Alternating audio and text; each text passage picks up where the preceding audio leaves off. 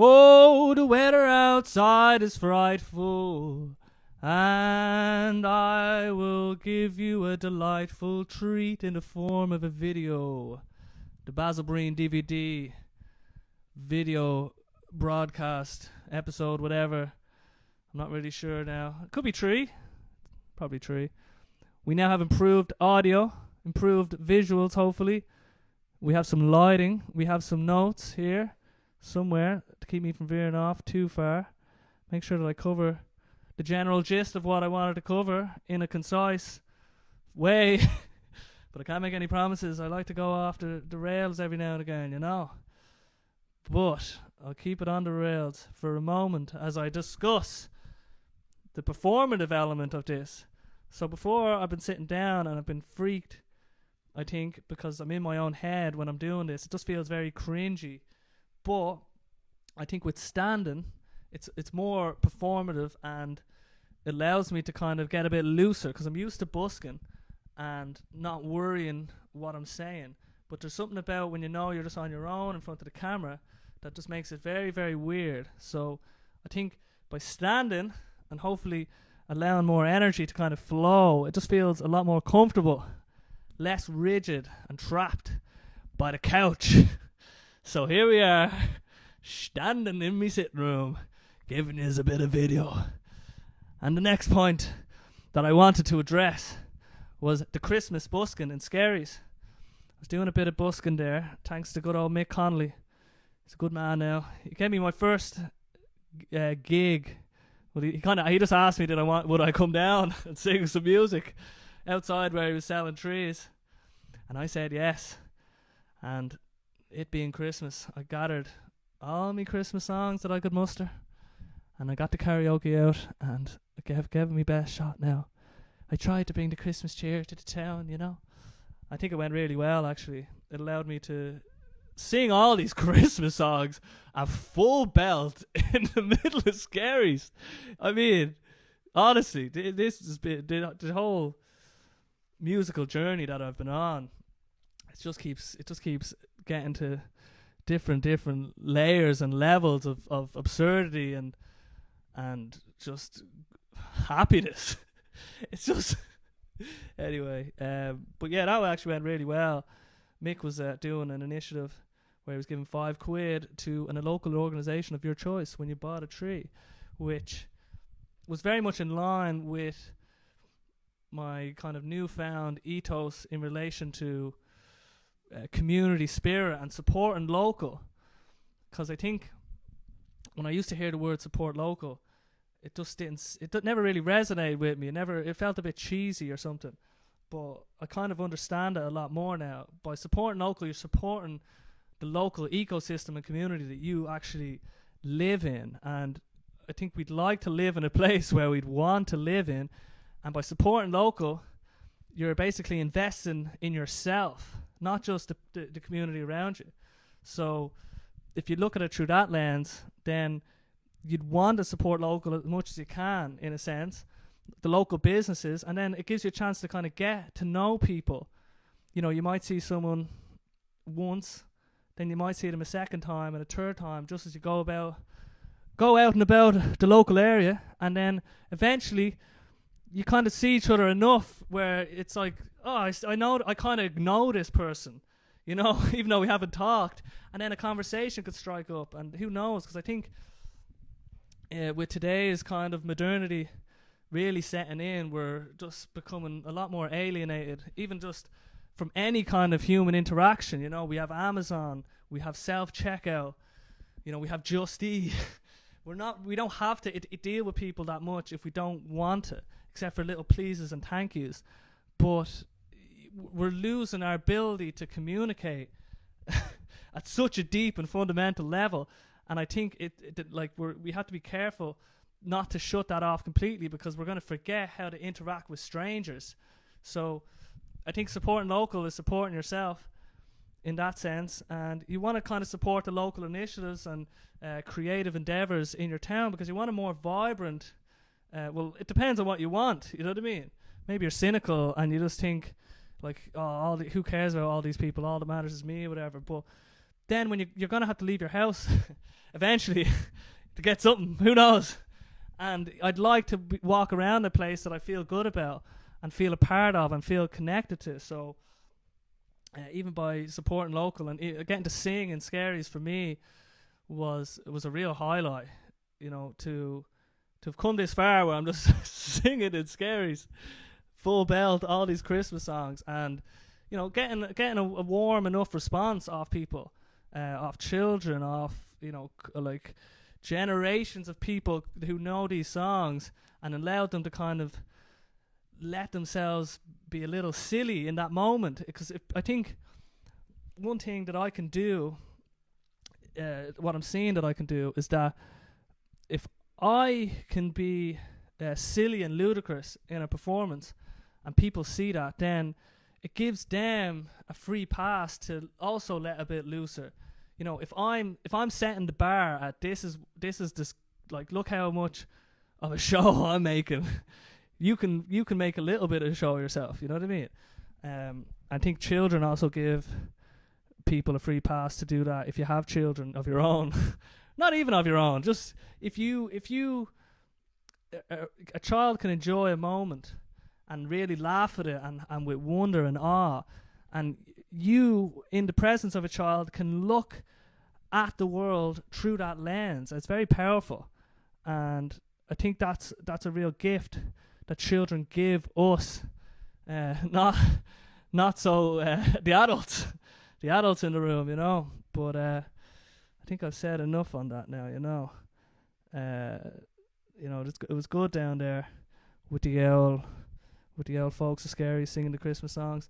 I also had a conversation with Daniel Crowe very recently. You might have seen it. I think there's a link on my Instagram bio, or it's somewhere. You can find it if you cared. But it actually ties into this idea. You know, he's another local lad, and he basically has this idea of trying to interview the people of Scaries in all sorts of facets that he's interested in talking to, obviously, and getting their story and getting their take.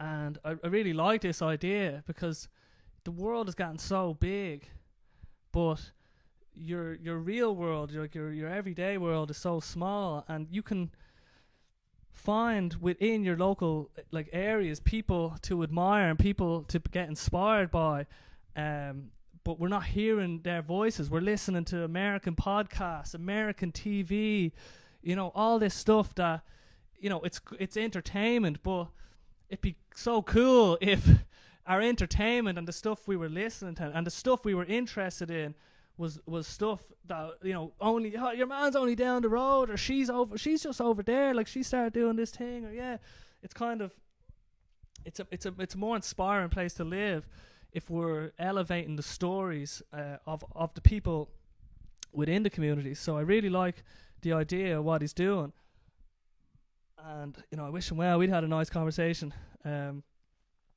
So well done to Daniel there now. Daniel all the way over in some part of Scaries. We'd like to thank you for your contribution to the community of Scaries. You're a good man, Daniel. What else do we want to cover now? So yeah, I pretty much covered it all, really. I'm going to be recording some new music next year. Ooh, would you believe it's that far away now? I know the song, obviously. You know, Rebel. I've been putting it on the shelf for a while. Then I have another song that I'm working on. Keith Eastwood is after chipping in with a beautiful little bit of chorus for it, and I'm very excited about that. I always, when I finish a song or I start writing a song, I get very, very excited about it, and I'm very optimistic about it, and then, you know, it kind of wanes after a while. But I'm in that phase where I love this song and I really just want to record it next, but I know I need to the Rebel is a song that that's been hanging over my head for a while, so I need to make sure I get that recorded. So that'll be coming sometime in the new year. I'm also I'm going to be trying a new form of content creation in the form of more music related content. So if I write a chorus of a song, I'm always kind of chipping away at songs, but let's say if you only have time to write one song, well then that song that you work on, it should be a song that you feel really good about and that you like. So to increase the odds of that happening, this is what I'm thinking, is that I always have at least a collection of like 10 written choruses with chords, with the melody, with the lyrics, like ready in a little box. And then out of them 10, I'll pick my favorite one out of them 10 will reach out to me and say, you should work on me. And that way then I can focus my time as much as I can on the songs that mean more to me or resonate more with me, and then potentially will resonate with others as a byproduct. So hoping to see how that goes. And then it's an incentive to write more as well, because the content is reliant on me writing choruses, and it's like a lever to pull, as in, okay, this is another reason for me to write this, because also obviously you're always improving your craft as a writer.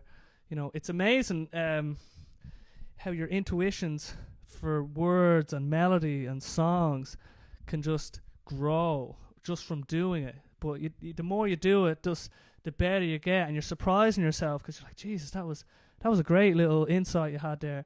And even I can see it with my friend Keith Eastwood, watching his growth from the outside, and seeing his songwriting just getting better and better, always elevating. And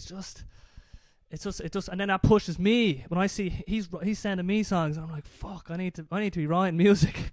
What am I doing? And knowing that and even like sharing music with people as well, and getting feedback, like it's like a real positive thing. Like when you're sharing with somebody in your journey, it kind of pushes you on a bit, because it's a lot easier to do things when there's more people. I think you can do things on your own, but it's a more enjoyable experience to share in the journey with as much people as you can.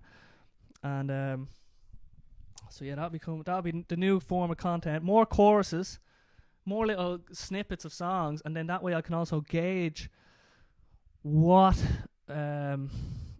songs are resonating with people. So which ones are then worth recording, because recording music, it's for me, but it's more the act of it is more for other people, really. So my contribution to the world should be a contribution that hopefully people are going to enjoy. So try and increase the likelihood of that, and try connect with people because music is such a deep way to connect with somebody.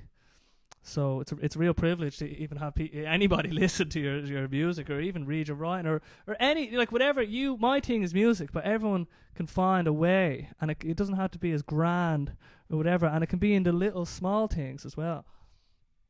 It doesn't have to be recording music. It can be doing the dishes and making it easier for someone else in the house. I'm talking to you. No, yeah. But then yeah, next, I'd love to find somewhere in a pub, local in Skerries, to do some sort of performance, where a kind of karaoke / live performance, where I can get open mic karaoke and open mic, just a general open mic music session somewhere in Skerries. That's kind of the next step. It's kind of scary, see what I did there, when I think about it, because with the busking, people are not really paying me to be there, and they're just walking by. And not that I don't even care if I was getting paid, but the idea is that you're on the ticket, you're in the slot, you're the event that's happening. So there's a lot more pressure to kind of make sure that people enjoy the experience. You know what I mean? So actually, I did reach out to the coast, but I think all this COVID stuff is has been slowing it down a bit. But hopefully we can pick that back up, because I think we could do something very special in Scaries, where I could MC, do music, and get other people to get up and sing in karaoke and in duets, triplets, quadrets, whatever, you know what I mean? Like, we can get many microphones as we need, and then that way more people can experience what it's like to perform. And like, if I can give people what it's given to me in any way, which is sort of an ability to let myself be loose and not take myself as serious. I think that's the big thing. We all take ourselves serious in some form or another. But with this, you're allowed to be silly. You're allowed to do whatever you want to do, as long as it's not harming anybody else. You're allowed to let yourself move to a song. It's okay, but when you've resisted for so long, it's hard to let emotion in, because you're being vulnerable. You're being vulnerable in everything that you do, because you feel it's when you're judging the world harshly, you judge yourself harshly. So they're like one and the same. But we have to enjoy the time while we're here, honestly. But we'll leave it there for now. I think I've covered a good bit. But I'm trying to think of a good Christmas song to end with. On the first Noel, the angels did say, I wish it could be Christmas every day.